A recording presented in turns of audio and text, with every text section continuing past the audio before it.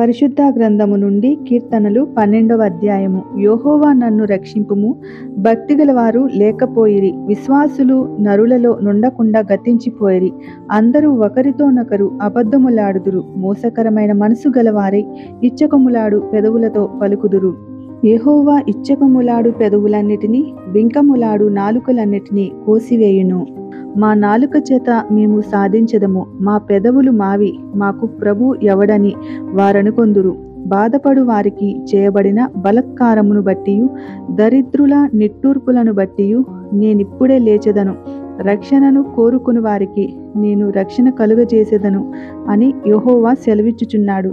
యెహోవా మాటలు పవిత్రమైనవి, అవి మట్టి మూసలో 7 మారులు కరగి ఊదిన వెండి అంత పవిత్రములు. యెహోవా, నీవు దరిద్రులను కాపాడెదవు, ఈ తరము వారి చేతిలో నుండి వారిని నిత్యము రక్షించెదవు. నరులలో నీచవర్తన ప్రబలమైనప్పుడు దుష్టులు గర్విష్ఠులై నలుదిక్కులా తిరుగులాడుదురు.